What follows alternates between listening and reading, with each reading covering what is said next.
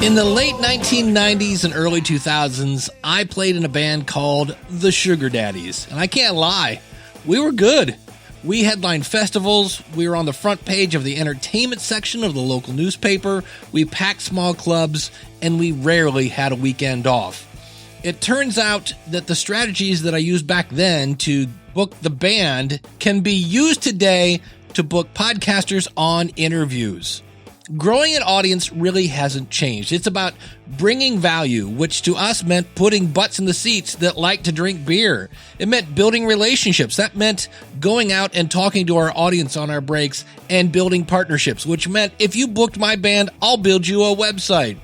We used the internet to find other bands in our cities, and we looked to see where they played. And if we kind of thought they were, okay, we would actually go over and drop off a promo kit. Because if you would hire the band, you would definitely hire us. We even found one band that we thought was just as good as we were. They were called the Blues Sisters, and we became friends with them. And in the event that we had a weekend off, we would go to their gig and they would pull us up on stage and they would promote the Sugar Daddies. And when they had a weekend night off, because they booked a lot too, we would pull them on stage and they'd be like, hey, the Sugar Daddies. And we'd be like, hey, the Blues Sisters. And if a new club opened up and they got hired first, they'd say, oh, you should also check out the Sugar Daddies. And if we got hired, you get the whole thing. Again, it was a great partnership. And today, we're talking about how to get booked, not in a blues club, but on a podcast with Kristin Molenaar. She is the head of YesBoss, which is a virtual agency that helps people get booked on podcasts. And she's going to share how to figure out who to pitch to and how to pitch to them in a way that's going to get you exposure and grow your show. Hit it, ladies! The School of Podcasting with Dave Jackson. Podcasting since 2005. I'm your award-winning Hall of Fame podcast coach, Dave Jackson, thanking you so much for tuning in. If you are new to the show, this is where I help you plan, launch, grow, and monetize your podcast. My website is schoolofpodcasting.com. Use the coupon code LISTENER, that's LISTENER, when you sign up for either a monthly or yearly subscription. And don't forget, that is worry-free. You have a 30-day money-back guarantee. And I got to tell you, I am not a huge fan of The Secret. You know, if you just think about Claudia Schiffer, she will appear.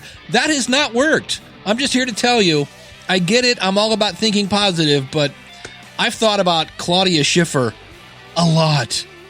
And if you are young and go, who's Claudia Schiffer? Just Google Claudia Schiffer 1990. You'll get that whole joke. And I say the whole secret thing because I heard Kristin on Charlie Valor's show, which is a great podcast, link in the show notes. And I just liked her vibe. And I thought, I should maybe have her on the show. And then lo and behold, I'm going to say maybe less than a month later, I get a email from Kristin saying, hey, we kind of work in the same area. We should probably think about doing something. And so we set up a pre-interview because I didn't know her, and we laughed a lot. And I was just really impressed with her attitude and her ability to be completely transparent and share some of her best tips. So let me shut up. Here's my talk with Kristin from YesBossVA.com on getting more bookings. Kristin, thank you so much for coming on the show. I'm excited about this. It's going to be a fun conversation. I can feel it. I can feel it as well. The question I get all the time, everybody goes, one way to grow your podcast, and it works because they've already got podcast listeners, is to get on another podcast. And people go, great. How do I get on another podcast? And as that's kind of what you do, I mean, that's your gig, getting people on other podcasts. Are there any tips, that you can share? Where do we want to start? Yes, I have tips. I think that there are a lot of people out there doing it all wrong. So there is how to write a pitch. That is a huge one because I think there are a lot of people out there going, hey, look at me. I'm wonderful. You want to have me on your podcast? Not a good look. I invented sliced bread and cured cancer. You want to have me on your podcast? You want to have me on your podcast? Yeah, exactly. There are also, this is an interesting one. There are also a lot of podcast hosts that I have talked to that have said that the podcast pitches come like out of left field. Like I was talking to somebody, I tend to talk to people who are serving like an entrepreneur audience or in, business podcasts, right? That tends to be where I hang out. And one of these hosts was telling me that they were pitched by somebody who wanted to talk about something in the personal care unmentionables arena, like something kind of inappropriate they wanted to talk about on their podcast. And they were thinking, where the heck did this come from? So that brings me to the other one. Research. How do you find out which shows you should be on? Because if you're talking to a business audience, you don't want to be pitching to people in like health and beauty or, mom bloggers or any of those other things. You need to find people that are in alignment with your message. So the other end of this is research.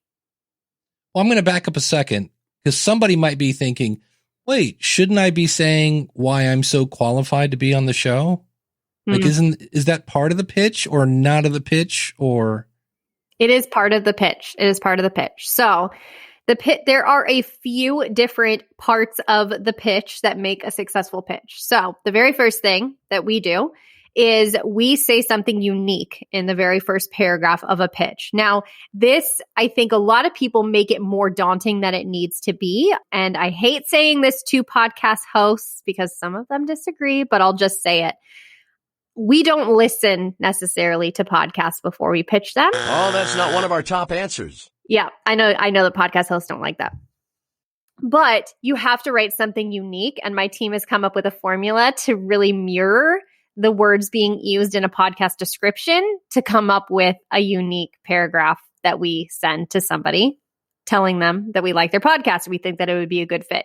Now, we do this because we are sending a lot of pitches. I mean, we're running as an agency. And so for us, we have figured out what, kind of analytics we can run. Like, when we send out cold pitches, how many pitches are we going to get back? We measure everything. So we've found that this works for writing a unique pitch. Now, I have to add this caveat. I do listen to a podcast before I go on the podcast. That would be really embarrassing. Like, hey, Kristin, so have you ever listened to an episode? Like, I want to be honest. And that means I need to make sure that I do listen to the episode. And you're doing yourself a disservice as a guest if you don't listen to the episode or before you get on. Like, you don't even know what to expect. So I'm not saying don't ever listen. I'm just saying it's not a prerequisite to pitching necessarily. My favorite is this week. I had somebody that said they did a really good job. Hey, Dave. So they have my name. I really love the School of Podcasting. I really love the episode where you interviewed Joe Schmo about the blah, blah, blah. And there was only one problem with that. I've never had that guy on my show. I was like, oh, you had me and you lost me. It was so fun. And I emailed her back and she goes, all right, you busted me. You're right. But I do have this person that I still think is a good fit. So that was fun. Oh, that's funny. It happened. How do you research then? How do you figure out? Because you're like, well, I want to be on these kind of shows. There's only 1.7, I think, million now podcasts. Yeah, you know what? My husband and I were looking up like alternative ways to do podcast research just today because I was just kind of curious about alternative ways that we can do this.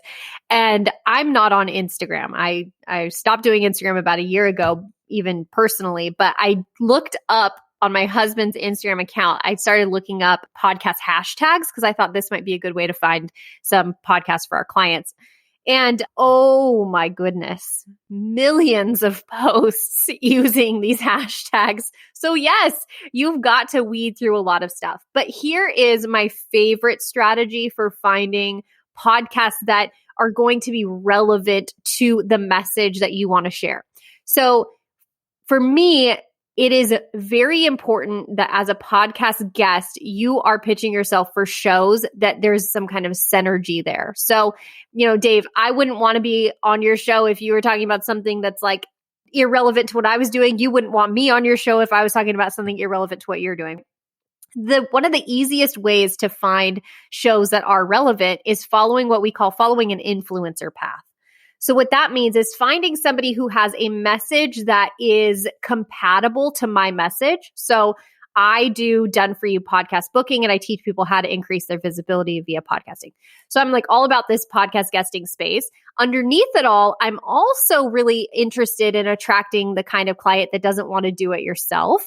They're interested in like done for you services. So they're interested in delegation. They're wanting to get out there and build their influence and build their visibility. So I'm looking for influencers who have already been on podcasts that have a message like that. So like for me, I know a lot of people know like James Schramko. His whole thing is work less, make more. Well, people that are going to be willing to talk to somebody about work less, make more probably want to talk to me because I'm going to talk about an easier way to grow your influence, easier way to build your authority. So what we do is look at what are all the shows that James Schramko has been on. That gives us a whole list of podcast hosts that would probably be interested in the kind of message that I bring to the table because there's that compatibility between what the influencer is saying and what I am saying. Not saying everybody that's featuring him wants to feature me, obviously, but that gives us that starter path to really know where to start digging in because of what we've, what inherently is that is telling us. Like inherently, the people that have featured him want to hear this kind of message for their audience. Right. It's you are headed in the right direction. It's not like everything is going to be a home run, but Correct. It's better than, let's check out this show about hunting wild boar or something. Like, that's not really what we're looking for. So that's kind of different. Okay. So you find a show.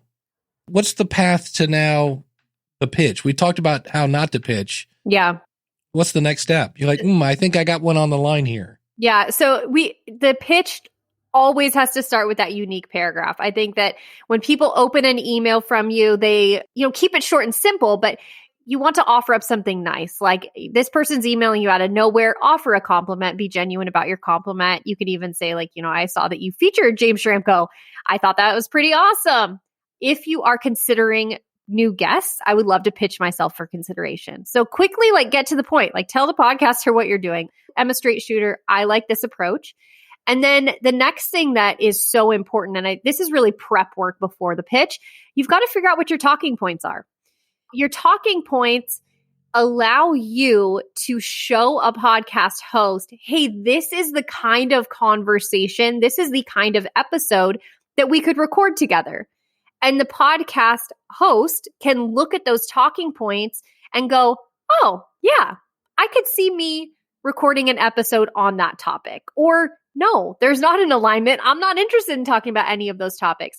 And it's a really quick, bulleted way for the person on the receiving end to acknowledge or understand, yes, this is a conversation I want to have, or no, that it's not.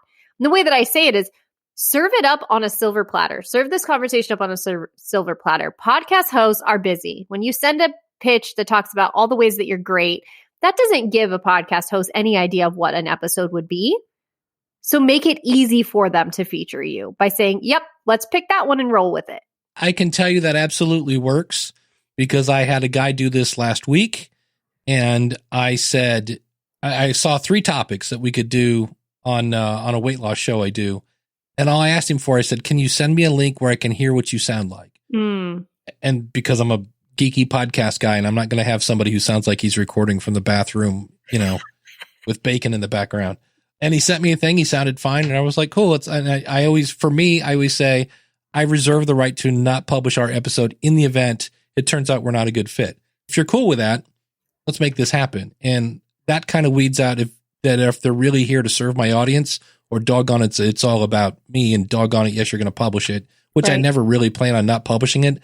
I just want that there in case something goes horribly wrong. Yeah, I don't blame you. That's very cool, but I like that. And that's what I always tell people. If you can connect your expertise to my audience, you've done my homework. Yeah.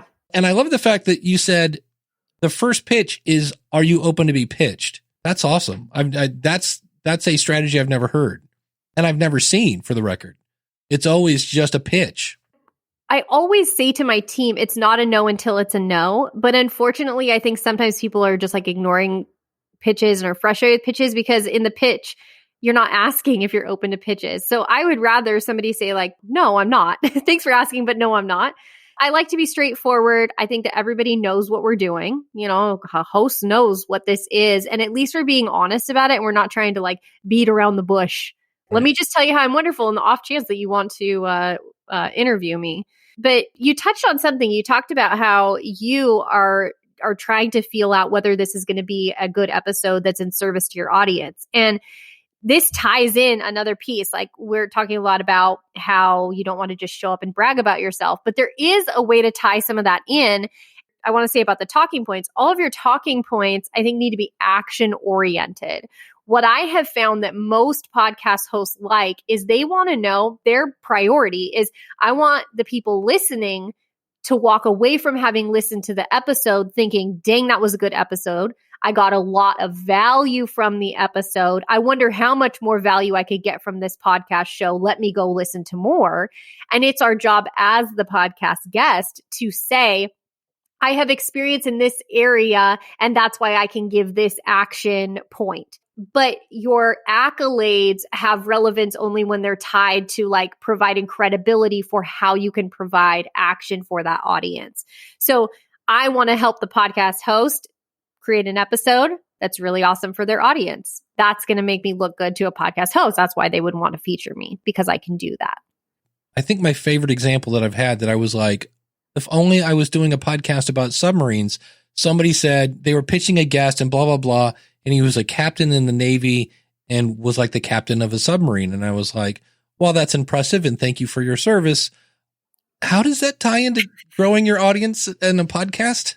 It was just very, very strange. So yes, I agree. Exactly. Here's why I'm a big shot smarty pants. And that's why I can talk about this, which is what your audience loves. Yeah. And you've got to temper it. We have clients that have come to us and they've written their own talking points, or they've hit us with this like, well, here's my media one sheet. And the media one sheet is like all about them. And we have to say like, sorry, but we're cutting this. Like the thing that you did doesn't matter to the objective of a podcast host. The objective of the podcast host is, can I deliver a good episode to my audience? That is what you've got to be thinking about when you're looking at your pitch. And so you mentioned another one of my favorites. Do you use the PDF? And if so, what's on it and how long is it and that whole 9 yards? We do create a PDF. It is very short. So there's a picture, there's a bio. I like shorter bios. Sometimes we chop our clients' bios up. Mine is like 3 sentences long. A bio is really like, I do this for this person so they can achieve this result. That's a really good bio. That's something you want to be memorable in people's minds. It also has the talking points and it has contact information. Sometimes if our clients have like really big reach, like if they have a really big email list or a really big social media following, we do include that information because there are some podcast hosts that are interested in, yes, I'll have you as a guest if you are then talking about it to your audience. So there's this like, sometimes unspoken, sometimes spoken agreement that there will be promotion on both sides so that the podcast host reaps the benefit of having that guest and their traffic come. So when a client has that information and they've told us, yes, I do talk about all my interviews with my social audience, my email list, we do include that as well because it just makes you look good and it shows how you can be of greater service to their objective of podcast traffic. That will get their attention again, especially if you say, I'm willing to promote this. And that's always kind of interesting on their side. Cause again, if you've done the same exact interview that you did the last 4 times, that's always kind of weird to go, hey, look, I was on Jim's show talking about the same thing I did on Susan's show. Enjoy. Again, the same story. But marketing is about a lot of that repetition. And what I've found is that even though there are a lot of the same things that I talk about when I talk about podcast guesting, because if people ask me, what are your tips for podcast guesting? Well, they didn't change each time that I got on an interview. Funny you asked. I'm up to 17 now. I just realized that I have this new one that I thought of last night. No.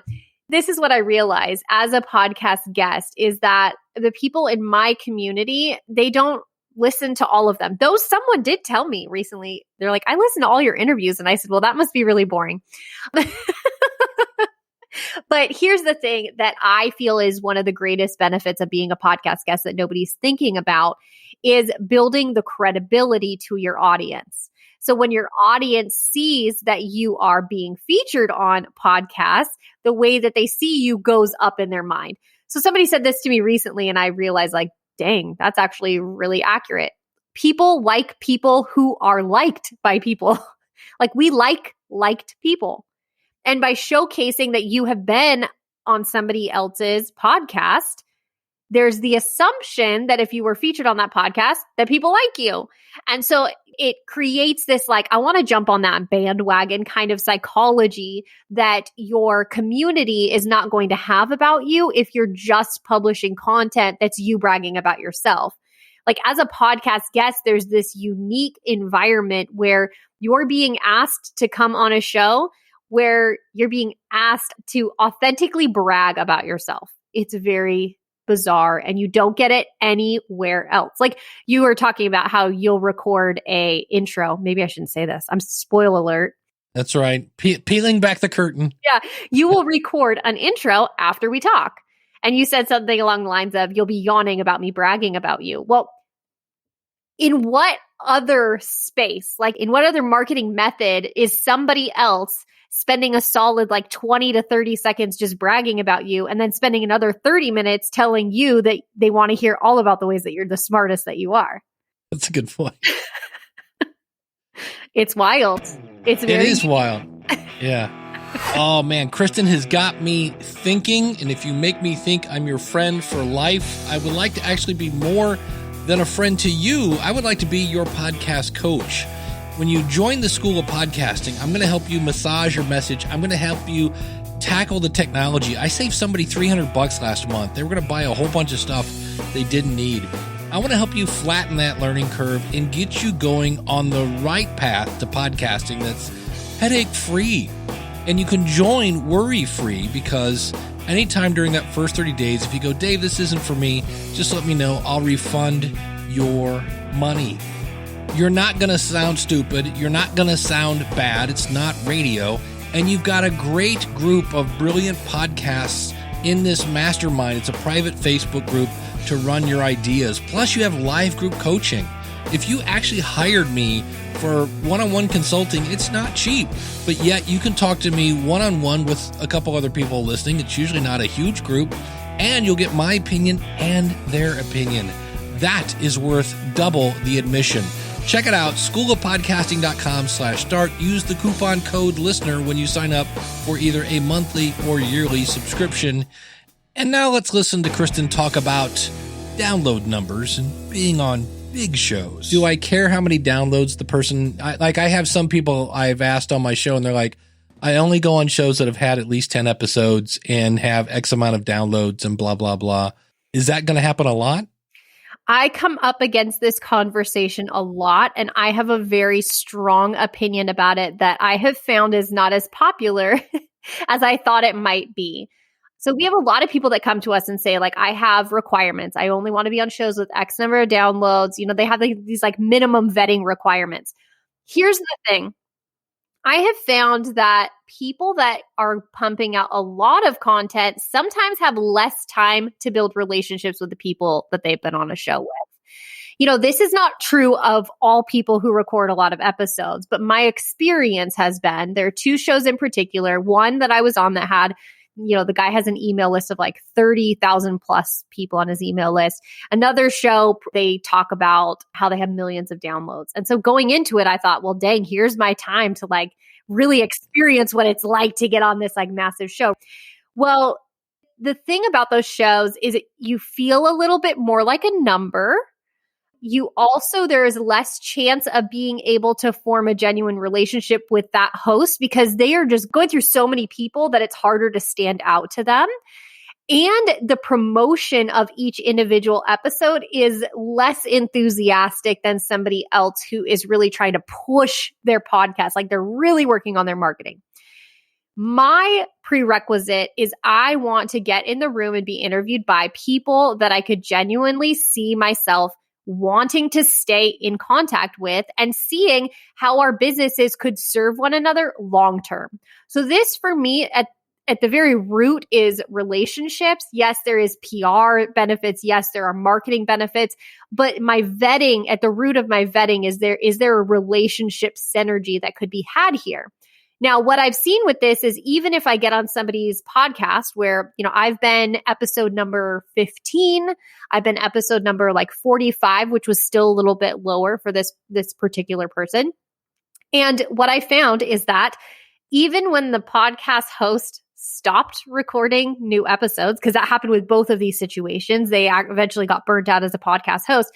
I had developed a relationship with them. So while they weren't marketing from a podcast perspective, they were marketing their business other ways, and they still have been great referral partners for me because we have connected and we have that kind of synergy. We have some foundational things that keep us or make us good connections. So the benefits of having the relationship with that podcast host went beyond just the airtime that you got and went through to all these like collaborations and referrals and all that stuff because of relationship building. Great minds think alike. See, you're on the exact same page I am. I was on episode 2 this week. In fact, I got up at 7 a.m. because he's based out of London to be on episode 2 of somebody's show. Todd Cochran of Blueberry goes to CES every year and just takes video of all these, fun toys, all these that the nerds are going to love. And he was one of the first people to spotlight GoPro before GoPro was GoPro. And over the years, as GoPro got bigger and they would see Todd, they'd be like, "Hey, Todd, come on over in here."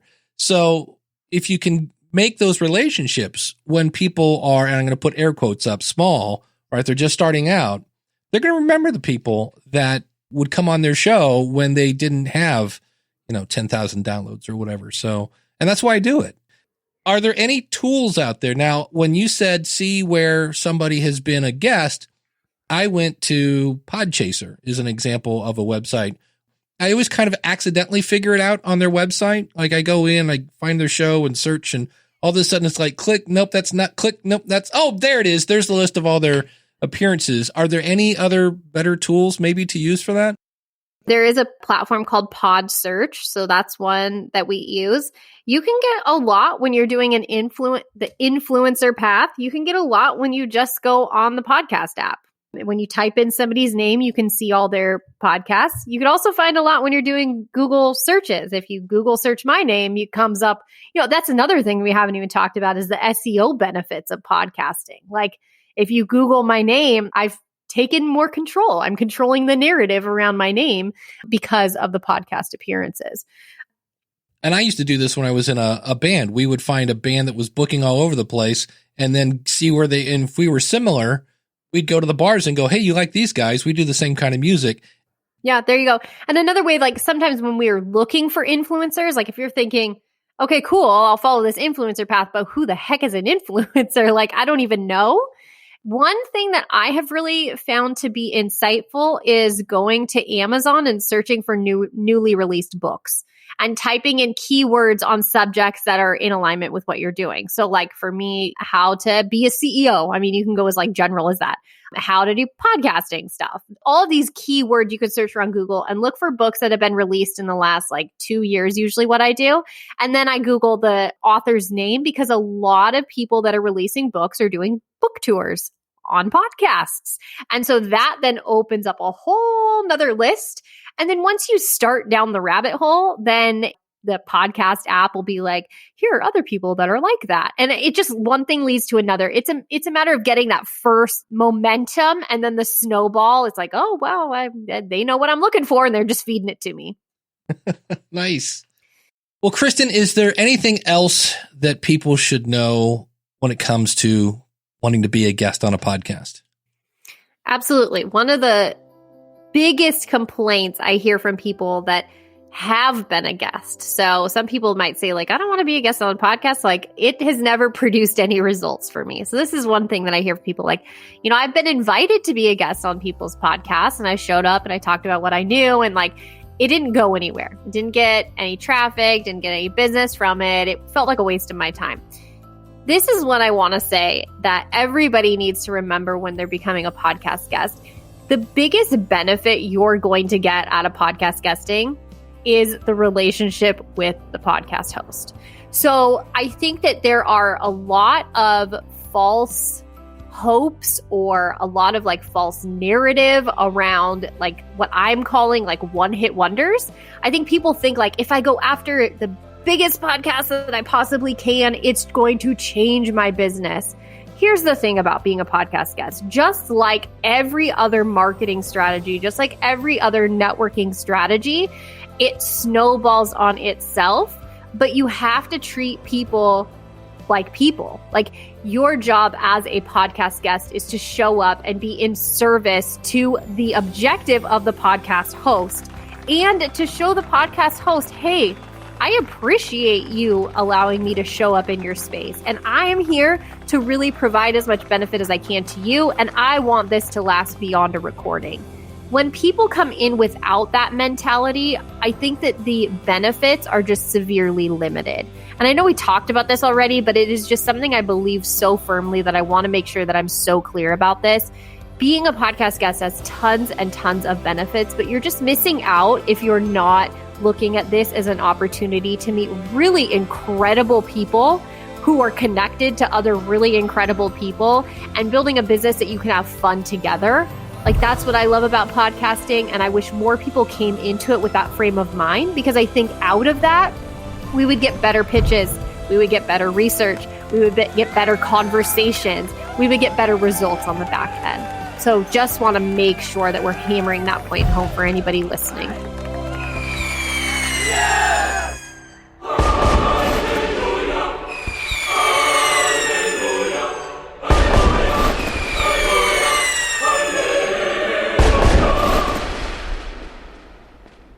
I'm going to give you, I just made up something right now on the spot. Are you ready?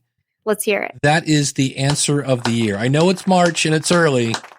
Seriously, that was one of the best answers. Like the whole time I'm just sitting here smiling like, yes, and more of that, and yes. So, because when we get hung up on downloads, when we get hung up on, CPM and blah, blah, it's like, in the end, it's really the fact that when you can make somebody not feel alone, that is so priceless. So congratulations on answer of the year for the first quarter of 2021. I appreciate that. So your company, because to now I'm like, okay, here's somebody that does not think like the other booking agents, at least that I've run into, that I send little snarky emails back to, is YesBoss. You can find them at yesbossva.com. How did you land here? Oh, this was an interesting journey for me. So in 2018, had built up a virtual assistant agency. So I started in the entrepreneur world, one, by being an incredible failure, and then deciding that I should just be a virtual assistant because I needed to collect some kind of money without going back to a day job. All right.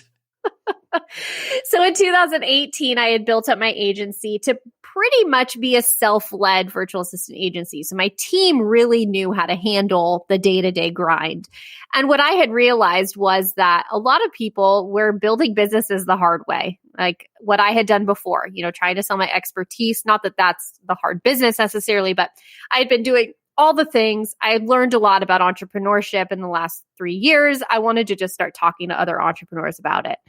And I came into podcast guesting, honestly, with a philanthropic kind of attitude. Like I just wanted to get out and start talking to people about how they could uncomplicate entrepreneurship.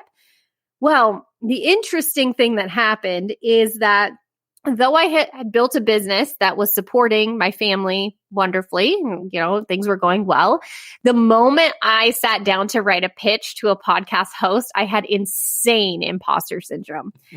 I had built my business on the back of no social media presence and a really crappy website. So before I was doing podcast guesting, I was building businesses out of relationships. Like this has always been my thing. Meeting people, genuinely connecting with people, wanting to serve their objectives. And then that has helped me build a business, like right from the start. So anyways, I told my team I want to start doing podcast guesting, and they thought, yeah, that's awesome, Kristin, like go for it, right? 6 months later, my team asked me, about how it was going. And I had to fess up to them that I had not sent a pitch to anybody. I had paid people to give me lists of podcasts that might be a good fit, but I still had not sent a single pitch email. So my team stepped in, and this was just a huge saving grace for me. They helped me jump over my mindset because they didn't have that same issue. And my team started pitching for me. So then I started getting on podcasts. Like, it worked like a charm. I really, honestly, after I should probably look and go back, see what the actual timeline is here. But I bet from the day that I handed off podcast guesting, like the duty to them, it was probably less than a month before I was, talking to somebody on a podcast. They did a fantastic job. So fast forward, I started podcasting the end of 2019. Coming into 2020, I had already been praying about what the heck should I do? Because I don't want to run just a general virtual assistant agency. I know that I've got a niche down in order to get over some of these like fulfillment humps to be able to scale the business. Yes, it runs well, but I'd like to do something different. I want a niche down. Well, we looked at my podcast guesting, and it was incredible because what we found was that my podcast guesting was actually producing more leads for our business and more signed clients for our business than anything we had ever done. So that's when I realized, like, dang, this is actually marketing on steroids networking on steroids, because, I can network with people at in-person events, but if I network with people on a podcast interview, then they're, broadcasting it to this wider audience. Also, people that sit in the seat of podcast hosts tend to be more serious about their business because, as you know, being a podcast host is not an easy job. Like, this is not maybe I'll, throw something on Instagram every once in a while. That's not like that. So my team realized, like, okay, we're onto something here. And we tested it with a few of our existing clients to see if this could be a good strategy. And then shortly after, we decided we're stopping everything else we're doing, and we are just helping people get featured as guests on podcasts, because this is a result really that we can control for them. We can promise a result. We can deliver on a result. I felt like, oh my gosh, I'm so passionate about this anyways. Like, I get to show up and talk. Our new website says, hi, my name's Kristin, and talking is my zone of genius. And I just realized, like, whoa, this is incredible. And so that's how we ended up where we are today. It's like, this is the direct opposite of, and that's why you stand out. And it's sad. I'm painting with a very wide brush here, but when I get these horrendous pitches, it just, the cartoonish character that I write of this person is exactly the opposite of what's spewing out of your mouth. I'm like, that's why I like this person. Okay. And I came into this like, so, should I say innocently? Like, organically, like when we decided to do just podcast booking, I didn't even know that podcast booking agencies were a thing until like a month after I decided. I just knew that it worked. But then now what I'm realizing is that there's all of this other education that people really need to know. Like, I can't just book somebody on a podcast if they're going to go and like make a fool out of themselves. That's still not going to be beneficial. A little media training involved. Yeah, there's a lot of training involved. And that's part of what we're offering to our clients, is because we realize that just paying to get yourself booked, you're missing out on some of the elements that have made this a success for me. Like, there are tactics around, how to show up and be a good guest. There are tactics around like how to be a valuable person in somebody's network. Like, what I realize is that these are things that I come by naturally, but not everybody comes by these things naturally. So we take the time to teach this stuff to our clients. You mentioned earlier that when you approach a podcaster to have your talking points, is that something they should somewhat rehearse? Or, because you want them like, hey, you've got this opportunity. You should be able to have a sentence come out of your face in some sort of organized fashion. Or is that a bad thing? Because I do have people that you ask them a question and they go, oh, that's a good question. I'm so glad you asked, Dave. I was born in blah, and you've pulled their string and they're going to say that same answer they've done 8 million times. So where's the balance? Okay, you've got to know yourself. So one thing that I know so accurately about myself is that when I prepare, it makes me nervous. So I'm trying to like remember all of my talking, the things that I'm supposed to say. When I don't prepare, I can just have a conversation. This is something that I like to remind our clients. The talking points tee you up for a conversation about what you already know. If you don't already know it, if it's something that you're not already talking to with clients about or with prospective clients about, if it's something that doesn't just roll off your tongue, you probably have no business talking about it as a podcast guest. So only come in talking about the things that you can offer true value. Now, I understand that not everybody is extremely extroverted, isn't always very comfortable on a camera, all of those things. I have found that having experience filming video beforehand, it makes me feel more natural when I'm looking at a screen with my face like huge on it. That can be really uncomfortable for some people. So getting used to that is good. But I would encourage people to think about this as a conversation where you're going to talk about the things that you know how to naturally talk about. So if you're scripting things out or needing every answer, or every question that's going to be asked beforehand, like this probably isn't the strategy for you because that's not going to produce a very good episode. So you've got to be comfortable with talking about the things that you know. And I find that when I tell people, like, do you talk on sales calls about this stuff? Do you talk about this when you're serving the people that work with you? People, your clients, your customers, like your colleagues, whatever it may be. Those are the things that you're going to be talking about with the podcast host. Treat it like a conversation. Some podcast hosts will ask you very scripted questions, people that are not amazing at the craft. And so you've got to kind of roll with that. But you still shouldn't be talking about things that you don't know. And it's not bad when somebody asks you a question that you don't have an answer for that question to say something along the lines of, because I had a guy do this with me. He asked me about sales. He asked me about building a sales team. I'm not sure why he asked me about that because I didn't ever say that I had experience with that. I said, that's a really good question. I would love the answer to that, but I'm not the person that's in a position of expertise in that area. I feel like any advice that I would give wouldn't be really in service to the people listening. Like, I don't know. Don't ask me. I'm learning along with the rest of you.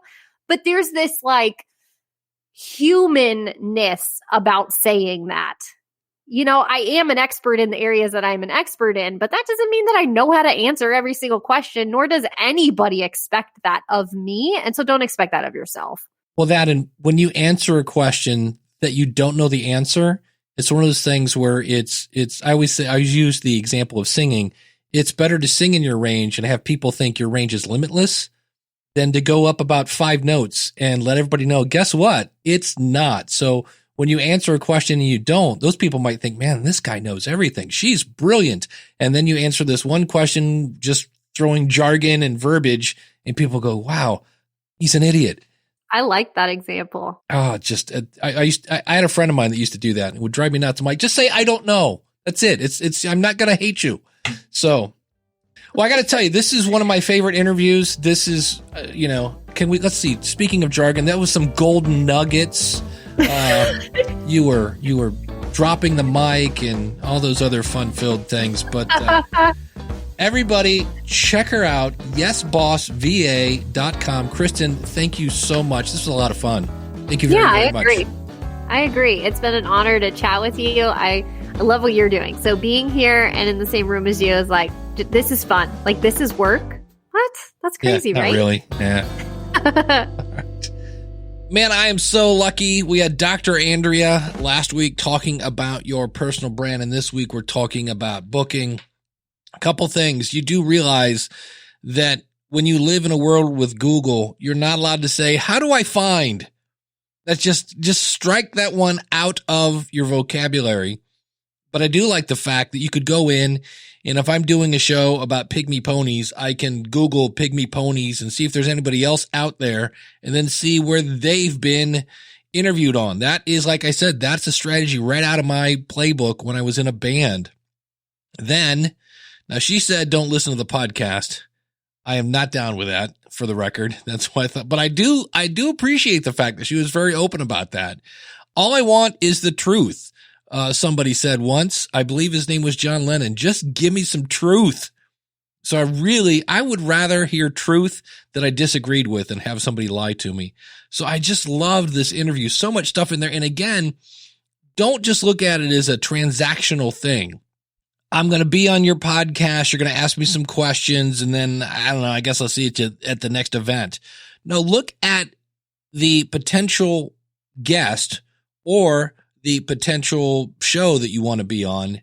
Is this somebody I could partner with? Is this somebody I want to not just know for this episode, but I'd like to actually create a relationship with? If you'd like to create a relationship with Kristin, go over to YesBossVA.com and she can help you get booked on different podcasts. In case you missed it, it's time for a podcast rewind. I appeared on the Show Business Show, which you can find at showbusiness.show, with Simon and Billy. And Simon just cracked open my book, Profit from Your Podcast, and was asking me about the different ways to make money with your podcast, and then asked why I felt the most profitable way is by having your own product. And what I spend on my show, I more than get back from out of the business. And how intentional do you actually have to be with it too? Like, I mean, does it just happen through osmosis that because you have a show and you have a pool of listeners, you're going to be promoting your business? Or do you need to really intentionally put your business in front of the show? One of the questions I ask people now is, because I used to say, what's the goal of the podcast? And you'd get people that would say things like, well, if the downloads keep going up, that would be great. And I'm like, okay, I don't ask that anymore, because really what I was asking is this a hobby or is it a business? Because that person would say, yeah, as long as the downloads go up. And then 3 months later, they're like, hey, I'm not making any money at this. And I'm like, you didn't say it was a business. You said you just wanted to have more downloads, and you're getting more downloads. Congratulations. You're successful. Oh, well, no, I was hoping to make some extra money with this. You didn't say. So now I ask, is this a hobby? And there's nothing wrong with a hobby. I mean, I got hobbies. I ride my bike every day. Haven't made a dime with it. Or is this meant to make some income? Because it shapes the content. Because then you have to go, okay, well, do you have a product? No. Great. Do you have a built-in audience? No. Okay. Do you have any kind of affiliate that would tie in with your content? Well, my content's empowering stories that lead people to want to do more. Great. There's no product that ties. I can't sell, motivation in a can. So are you a life coach? No. Okay. That leaves crowdfunding. There are times when I look at people and go, really, what you just described is a hobby. That's not a business. And if you don't have a crowd, I mean, crowdfunding, I say in the book, it's crowdfunding. It's not fund crowding. You have to get the crowd first. But going back to your question, if you look at advertising and you take, let's go high. Let's take $35, and there's a thing from radio. God bless radio. If you get $35, they call it CPM. It means price per 1,000 downloads. That's, if we round up, that's 4 cents a download, 3.5 cents a download. How many downloads would you have to have if you sold a product for $50? The answer is 1,250 downloads to make $50 with a podcast that's charging $35 CPM. I mean, that's a lot of downloads. And most podcasts, when they first start out, do not have a lot of downloads, especially if you have a niche. And this is where the power of the niche comes into play. Let's say I'm going to start a podcast on building confidence, because we all need more confidence. Maybe. Okay, great. I'm going to do a show about confidence. But who's it for? Well, anybody that needs confidence. Okay. What if I say confidence for parents? Okay. Now we whittled down some of our audience, but what if I go, wait a minute, how about podcasting for new parents? Ooh, now you've got people going, I think I'm ruining my kid. I don't know what I'm doing. I've never. Okay, now let's go confidence for new interracial parents. Ooh, now you've really scaled it back, but now you can talk about just those things that only they are going to face. And those people are going to go, I thought I was the only person going through that. That's one of the things that I always say, don't underestimate the power of the niche. And if you have something now, a product that fits that niche, and that sponsor is trying to get to that target audience, you can charge a heck of a lot more than $35 per 1,000 downloads. But the whole making your own product, it's just more profitable. Ooh, now that's a good question. The March question of the month is, what do you wish you had known when you first started podcasting? You can go to schoolofpodcasting.com/question, click the button, record your answer, and don't forget to slowly mention the name of your podcast and your website. So if I was saying this, it might be, hey, this is Dave Jackson from the schoolofpodcasting.com, where I help people plan, launch, and grow their podcast. And the thing I wish I'd known when I first started podcasting was blank. Check it out, schoolofpodcasting.com/question, and I need them by Friday, March 26th, 2021.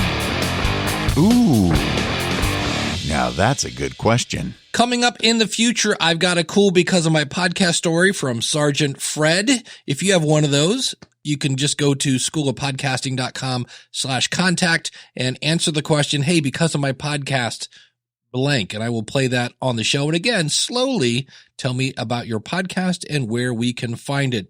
Thanks so much for listening. Again, if you would like to start your podcast, I would love to help you going in the right direction. Schoolofpodcasting.com/join. Use the coupon code LISTENER, and that will save you 20% on either a monthly or yearly subscription.